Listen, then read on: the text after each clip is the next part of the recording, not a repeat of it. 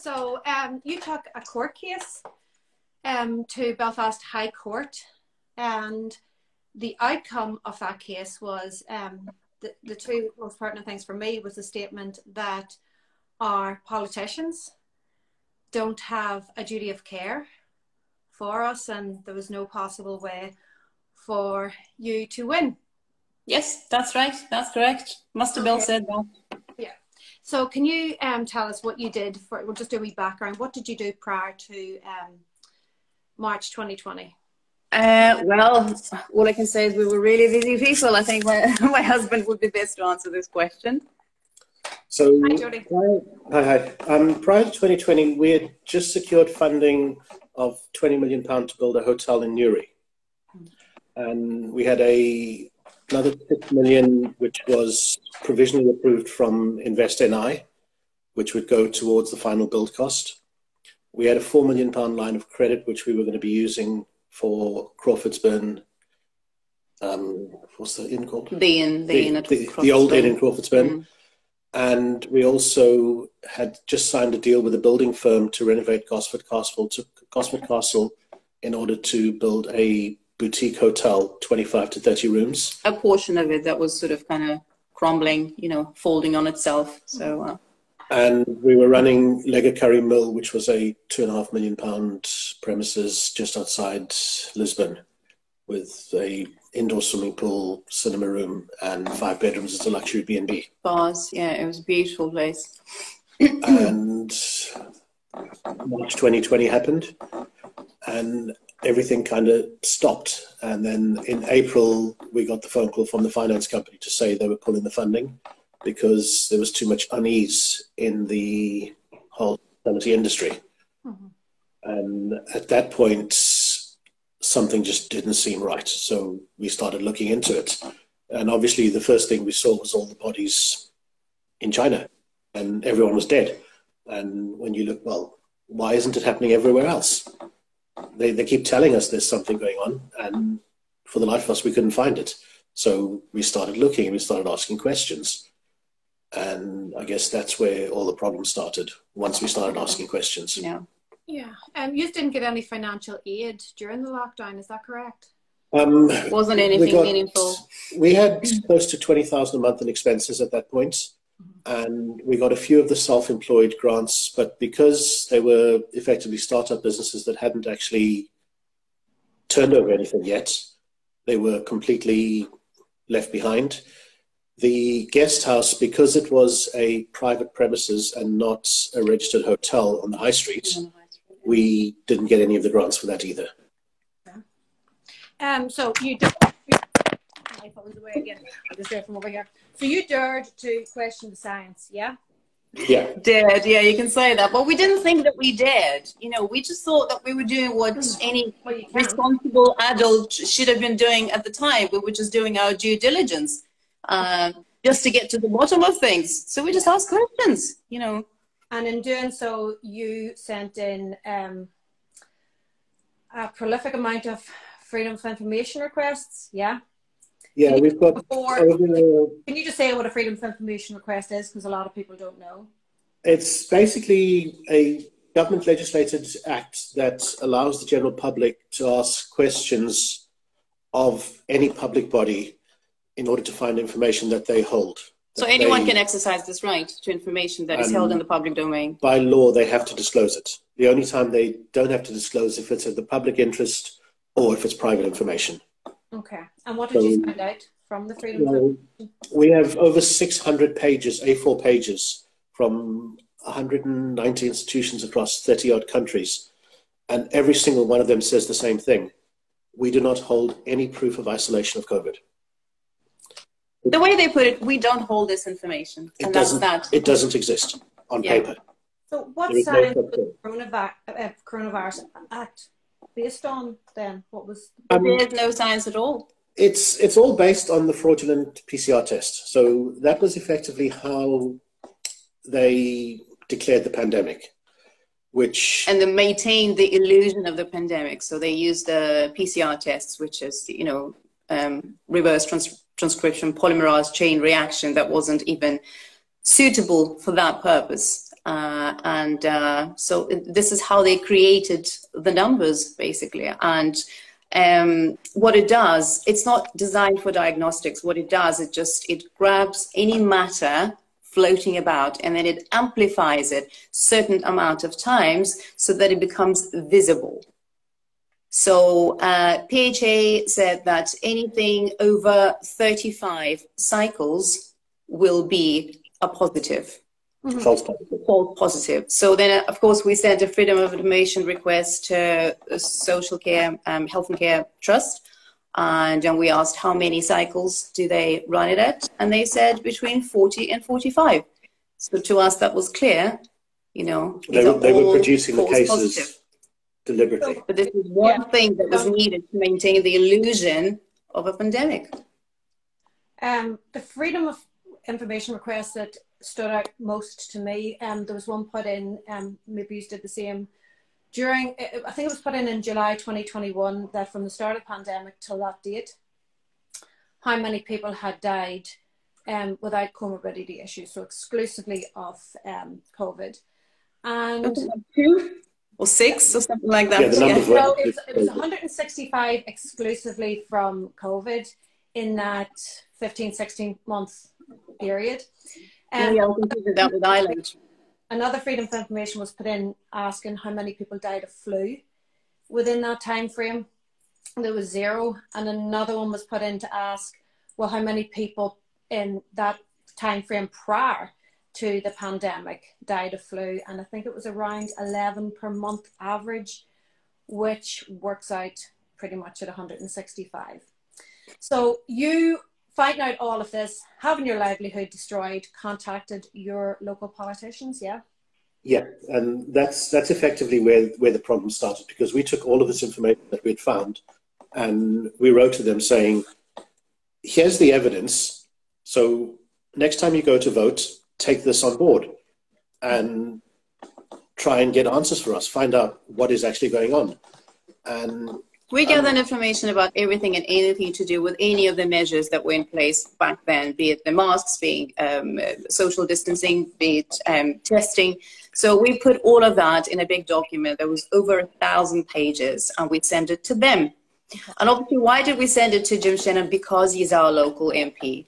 Why Mike Nesbitt? Because he's our local MLA. Obviously, Robin Swan was a health minister, and Naomi Long was justice minister responsible for the justice, you know.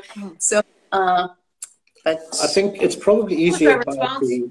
I mean, I presume they weren't. We can read them. Yeah. What I'm going to do is I'm actually going to read them so that there's no room for error, and it can't be said I'm misquoting people. So, yeah. Mike Nesbitt. I shall not be engaging in detailed answers to your list of questions. That is because I support my colleague Robin Swan. Please do not contact me again. Your communications are not welcome. Kelly Armstrong. I have reviewed the email thread below and I confirm I am not going to answer your questions. That is my prerogative. It is also my decision not to engage with you any further in this matter. Jim Shannon, one of the votes that he did in England was he used a proxy because he was sick in his hotel room. Mm-hmm. He was well enough to fly over to England at taxpayer expense, but he was too sick to go and vote. But I think I should tell Melissa how we found out that he actually voted aye. And this was yet another extension of Coronavirus Act. Mm-hmm. So before they were supposed to vote on that, I contacted him and I said, so how are you going to vote this time after we supplied all of this information to you and you had plenty of time to go through it and inform yourself. So how are you going to vote? So he didn't respond to that. Then the vote took place, and then I contacted his office again asking, so how did you vote? And so the secretary, Wendy, she said, well, Jim actually didn't vote because he was sick. So he was in London in his hotel room resting. However, his proxy voted aye in error. So I said, so what did you do to rectify that error? Nothing, because you can't do anything once the vote was cast. So I contacted Public Bill Office and I said, is this the case? And they said, well, no. Because if the error occurred, obviously, if we are notified about the error, we will then fix it. But that wasn't done. To that, so I then emailed back saying that you had an opportunity to fix it, but you didn't fix it. Why? So again, it wasn't even Jim Shannon, it was the secretary. She said, well, it doesn't matter because the vote pertained to England only. So it doesn't matter locally. So that begs a question, why is it there voting for legislation that does not concern Northern Ireland? And anyway, when I said, well, I'm going to make this correspondence public, because I would like to know people to know, you know, they vote for someone who is reckless like that, and he doesn't do anything to rectify these errors. So they said, well, if you do that, we will sue you.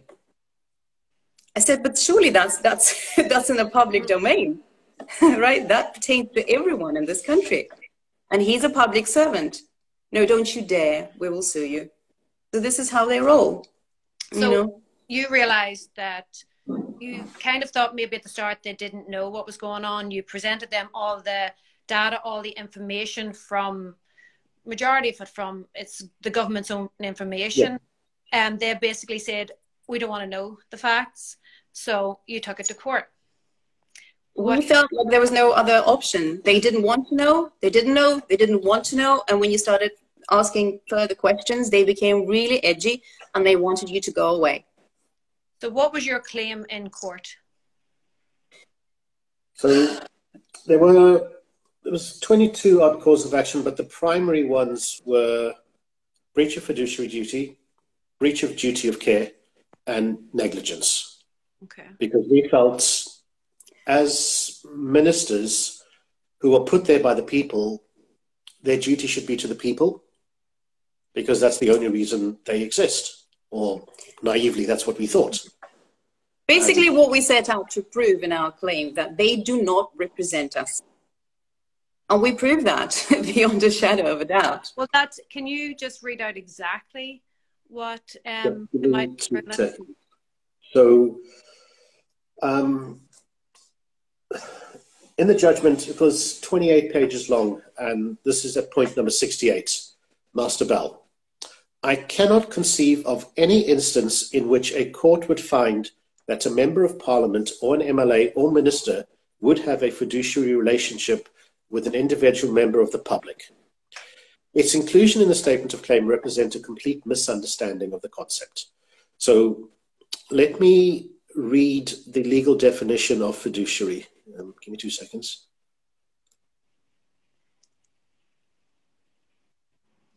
According to Lord Millett in Bristol v. Westland Building Society, a fiduciary in law is someone who is undertaken to act for and on behalf of another in a particular matter in circumstances which give rise to a relationship of trust and confidence.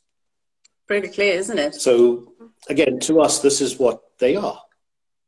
It's straightforward, isn't it? We trust them to look after us and our interests. And that's what they're paid for, right? I mean, well, you think so. So that creates automatically a fiduciary responsibility, which is pretty much the same as a duty of care. Now, the second one, neither the plaintiff nor the applicant were able to cite any authority where the courts have considered the issue of whether members of Parliament, members of the Assembly, or ministers of the Crown, whether in Westminster or in the Northern Ireland Assembly, have a duty of care towards citizens. I am, however, quite satisfied they do not. Indeed, it is ludicrous to suggest that they do. It is an entirely different relationship with entirely different mechanisms of accountability. So, what mechanisms of accountability? What sort of relationship is it then? Let's go to duty of care. He didn't elaborate.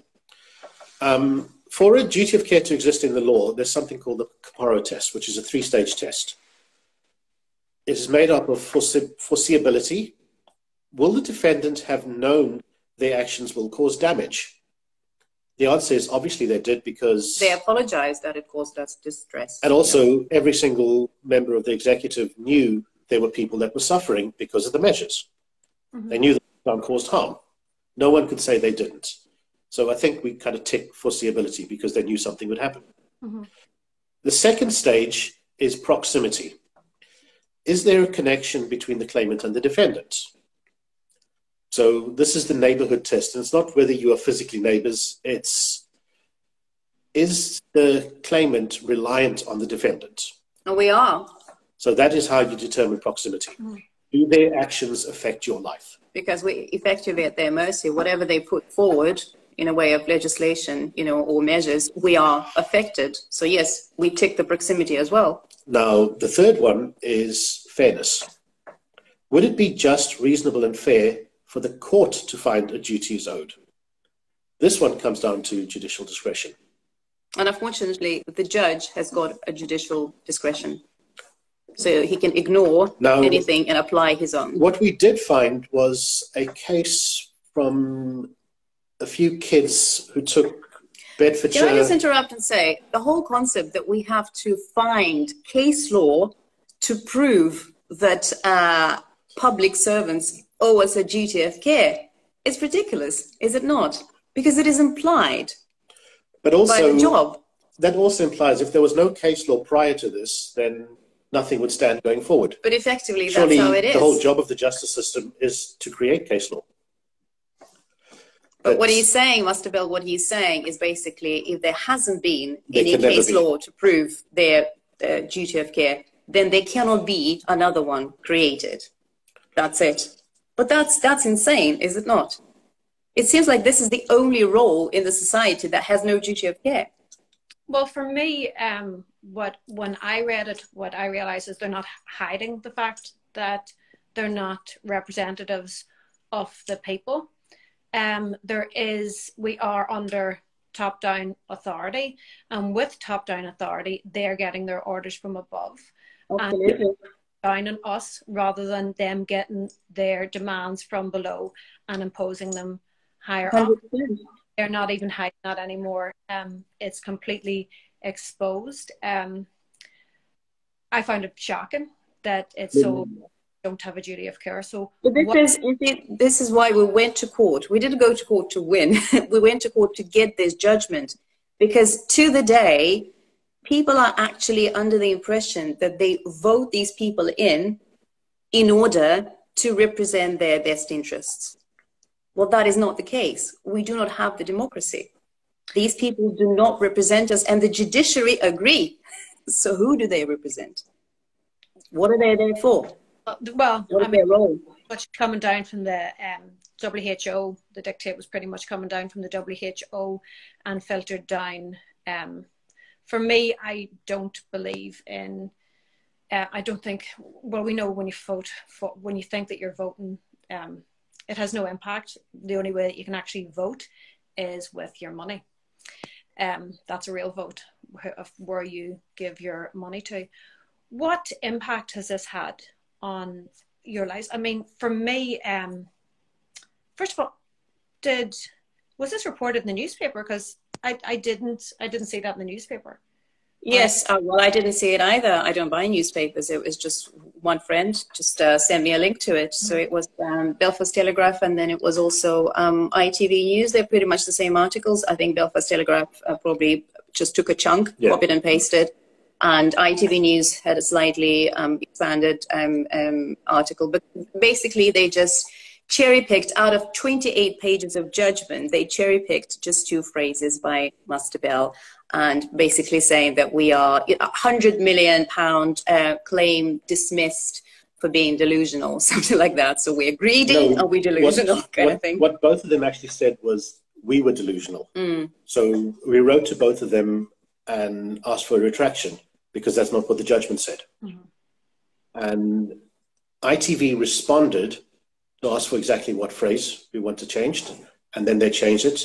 And in our response to ITV, we said, would you not think, because they said it's in the public interest to report. So we said, would you not be interested in the rest of the story? Because that's also in the public interest. And we sent them pictures of the hotel complex and everything else, saying this is what we were building. They ignored it completely. And Belfast Telegraph didn't even bother responding. They did make the change, but they didn't even respond. But the way they put it, you know, 100 million court case, it appears as if we are some rich, greedy, you know, people that just went for the money. The 100 million comes from our projected losses. So you can't just go to court and not ask for a remedy. So the remedy has to be based on what you've lost and what it is that you need to make you whole again. You know, it's a concept of doctrine of quantum Maru. So this is obviously what we put down on paper. At no point did we hope that we would get it. We went there for the judgment. But it's also the very definition of fraud, because that's the other thing. I mean, in Chambers, Master Bell actually said, doesn't there have to be financial gain for fraud?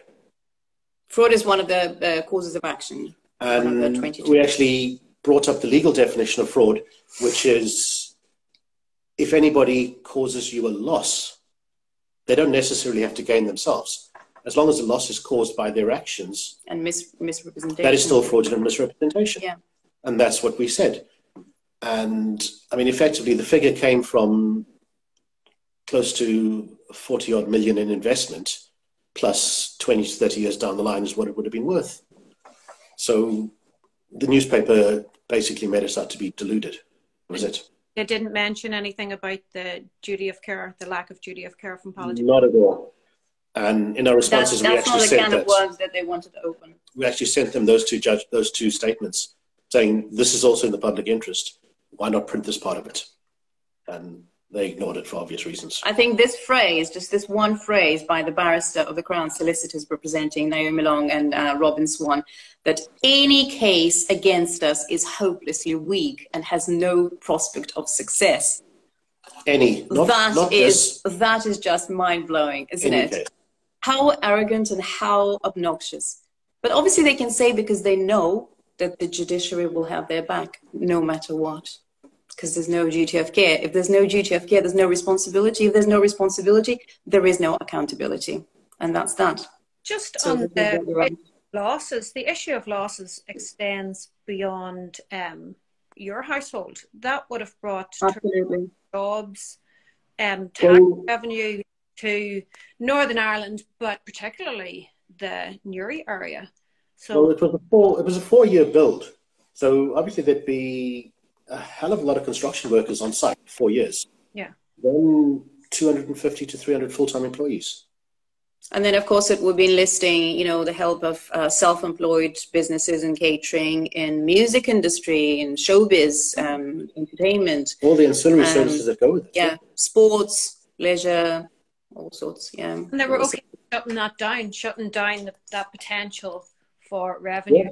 I mean, we actually had a few conversations with Conor Murphy when he was finance minister, and he put us in touch with Sue Gray before she was moved to England.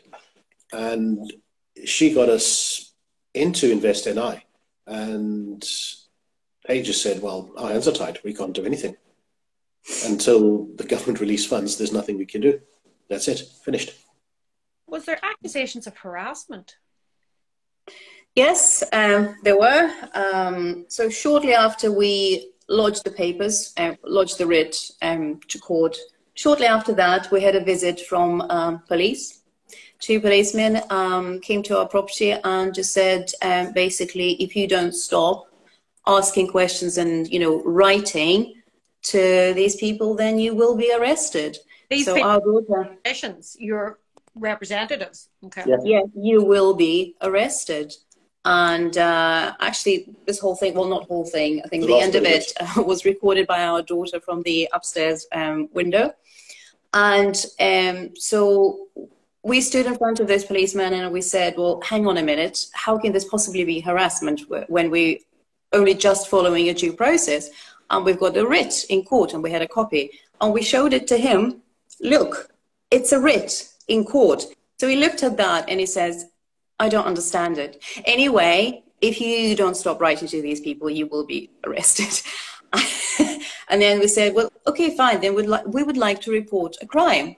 And at that stage, he ran towards the car and he shouted yet again, you will be arrested.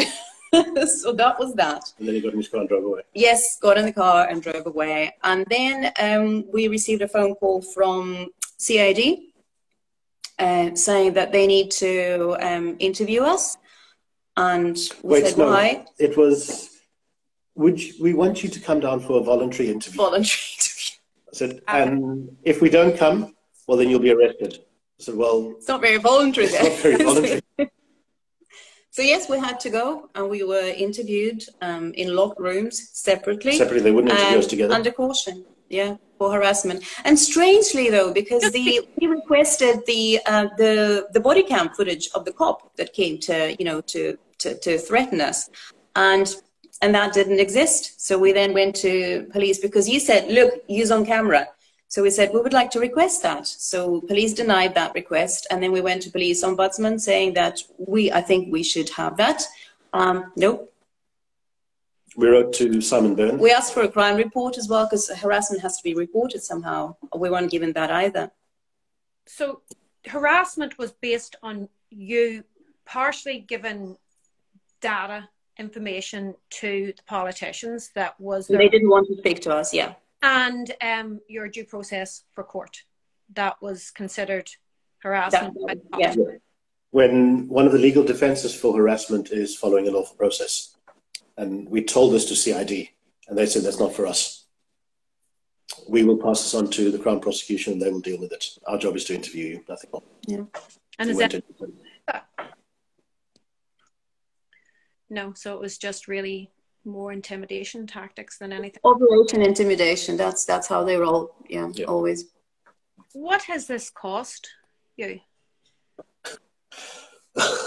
You mean the court? In every way. The court. For me, it's... In every way. Well, we had 100,000 non-refundable deposits in Megakari that we lost. We had 20 grand a month for a year and a half that we lost. We had the case itself. We haven't been given our fees yet, so God knows what that's going to be. We can only just imagine how much the Crown Solicitor's fees would be.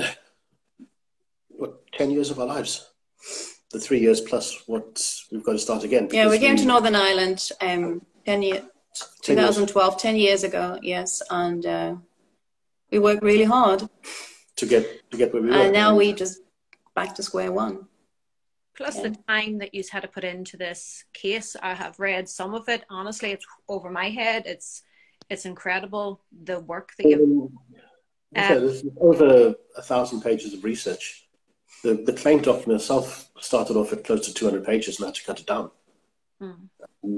The amount of research that went into it, it's not nice being at a police station either. No. Any regrets? No. No. I think the only thing I would do is, if there was an opportunity to actually do it as a group action or a class action. And that's the only way for this to work, you see. What I have come to learn is the legal language is very, very specific. And if Master Bell said that they do not owe a duty to the individual, that's what he meant. But he also went on to say that to citizens, politicians do not owe a duty of care to citizens. But the fiduciary duty specifically was to the individual. So if there was a group that went together, then as a collective, that blows the individual out the water. People against such and such. So I think if we manage to get an appeal, the first thing I would like to do is to seek permission to actually change the claimant to the people versus. Because I think as a collective, they then cannot turn around and say, well, you are just being vexatious. And I think a collective would find it maybe easier to find representation, because we had to go as litigants in person because there was just no one in the land who would be willing to take it, on a case like that. No one. Even those who are making a name for themselves in this, freedom fighting world, not even them.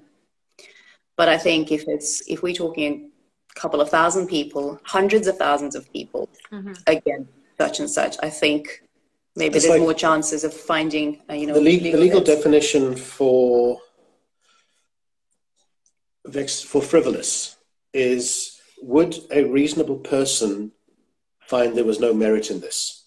We produced 29 affidavits from business people, from teachers, from police, from trainee lawyers, from all walks of from doctors, all saying they found merit in the case. They read the case and they found merit, and he ignored that when the very definition of frivolous is based on a reasonable person.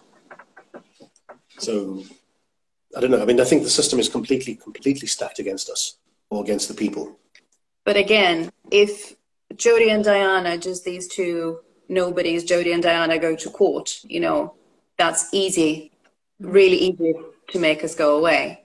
You know, slap us with costs, we'll just go away. Yeah. But if we're talking hundreds of people, thousands of people, hundreds of thousands of people uniting together, I think the odds are higher. Because then you get press coverage. The press can't help. It's a possibility to take it that way. What you have done, for me, while your case is specific to Northern Ireland, my guess, and I think it's a fair assumption to make, is that on a global scale, it's going to be quite similar, that your politicians do not owe you a duty of care.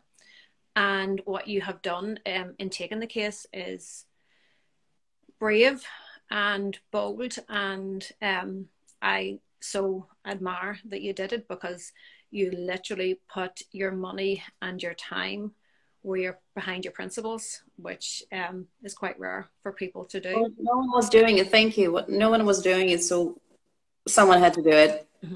So we decided to do it. But yeah, I mean, if there are people watching and they would be interested because they've lost something, then absolutely, we try again.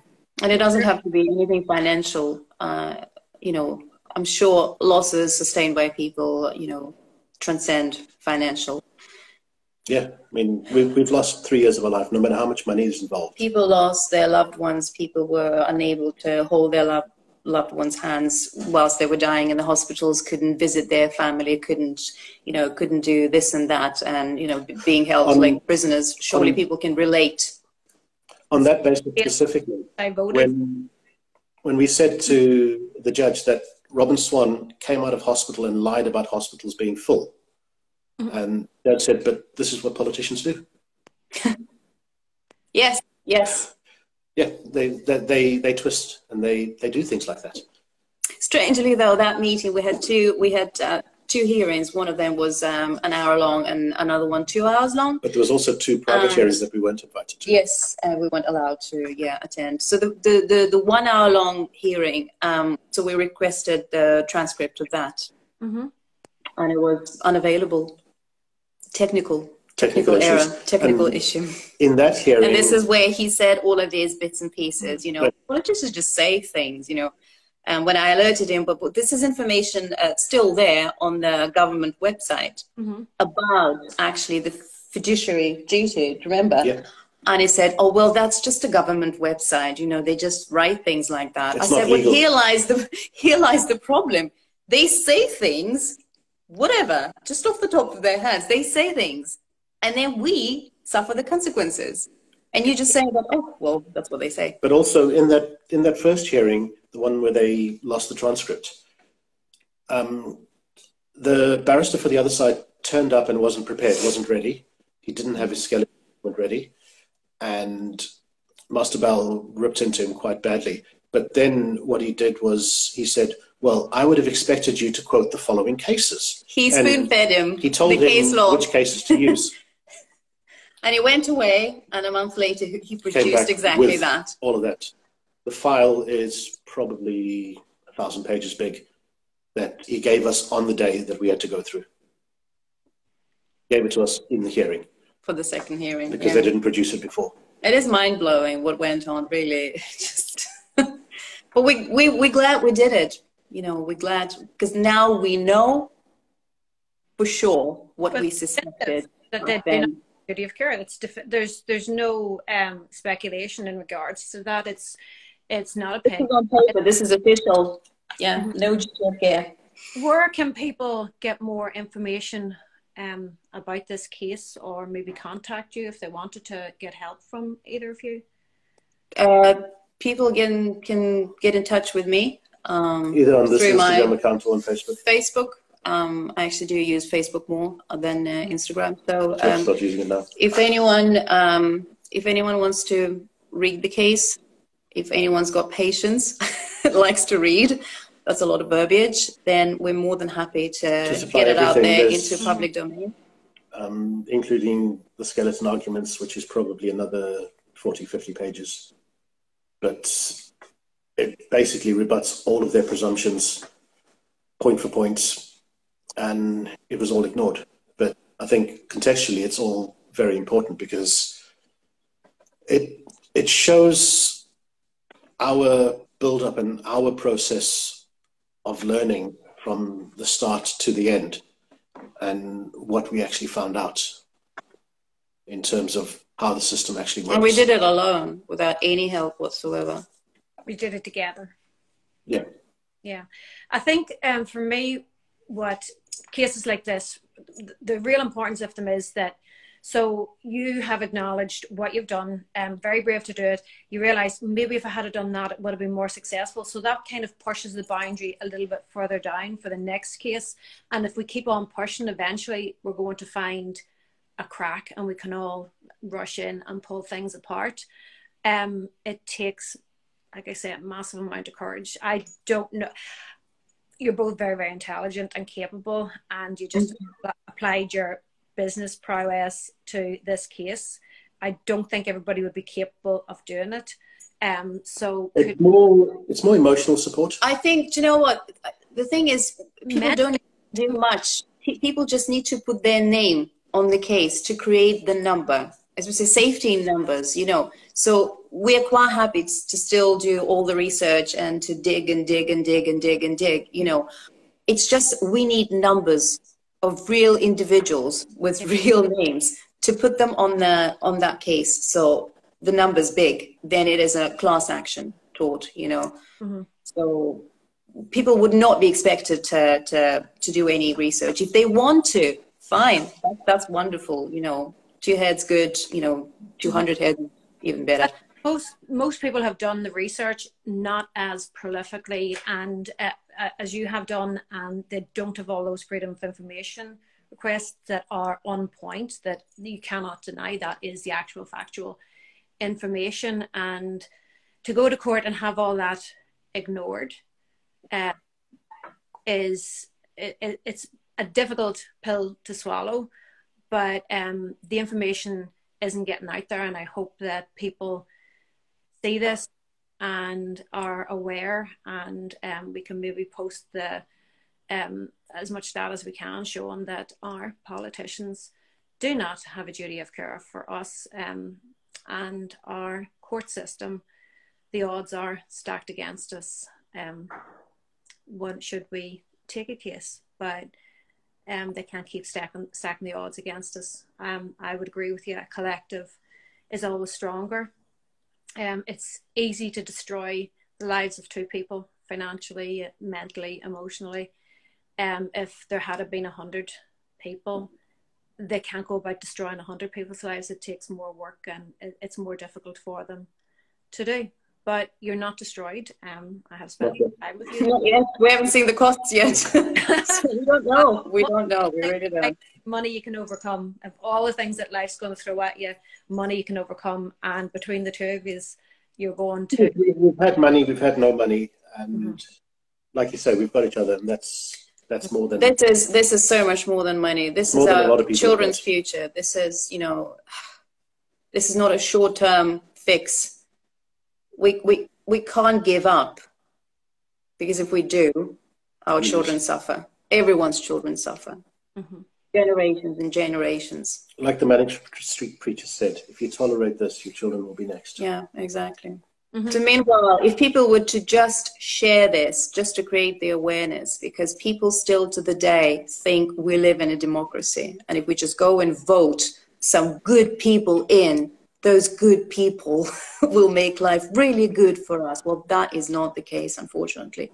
We are selecting people to have a really good 4-year term, you know, bloated wages, privileges, you know, and there's just nothing in it for us at all. Well, you think when we were done with Jim Shannon, his staff actually assaulted her in the office, and they turned around and said, "Get out, this is not public property." But we, the taxpayers, pay the rent of this building. This was August 21, and the case was already ongoing. The writ was in court, and we went to Jim Shannon's Newton Ayres office to serve him lawful paperwork.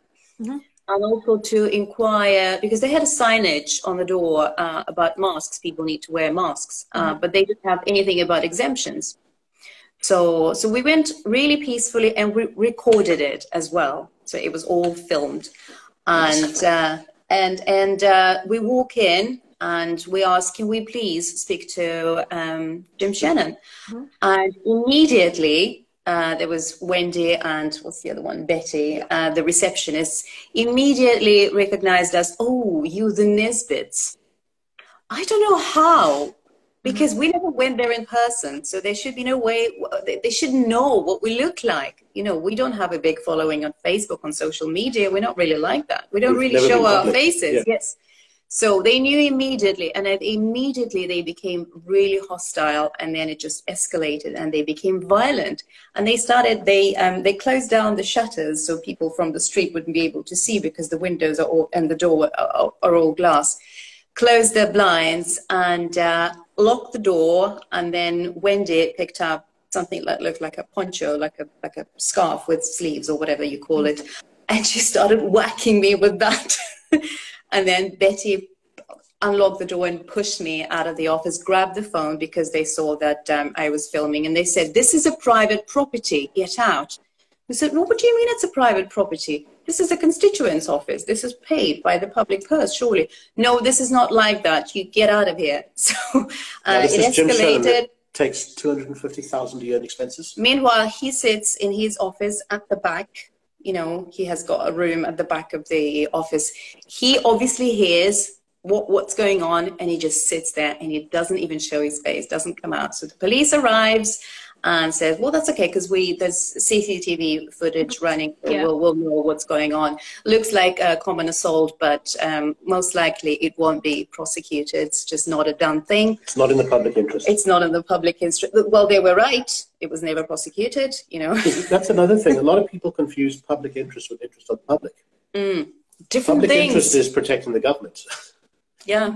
So it doesn't have to be in the interest of the public. So yeah, the assault happened, and I got it on camera, and police had my phone. The police agreed with it. Police saw the footage, and it wasn't enough to prosecute. CPS said, "We don't want to do this." Yeah.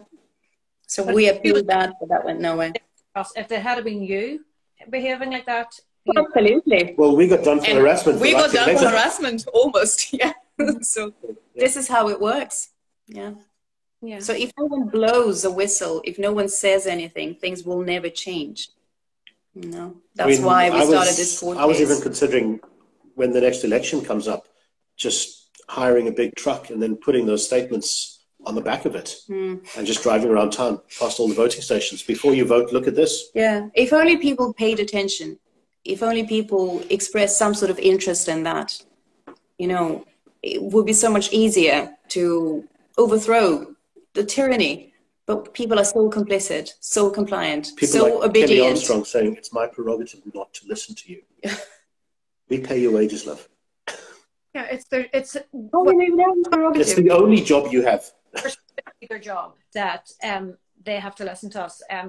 You were trying to give them the data so that they could make informed decisions for the citizens of Northern Ireland. I have a strong suspicion that Northern Ireland is particularly vulnerable. Belfast being nominated as a smart city, I expect a load of money to be thrown into Northern Ireland to buy us all off, to create Belfast as a smart city, get us to build our own prison. I think people really should look at the implications of a smart city and the consequences that will have on your children for you to maybe get a little bit more money right now. But I think that's everything. It's mind-blowing. It's exposed. The newspapers didn't mention it. I think I'm hoping that people watch this and chatter that your politicians, according to a High Court judge, do not owe you a duty of care. And that's a fact. Yeah, that is a fact. That is a fact, yeah. Well, thank you for, I know that you're incredibly private people. So I really appreciate you coming on and letting people know this, that they need to. And we will follow up and see what else happens. Yep. Thank you. Thank you. Bye. Bye. Bye.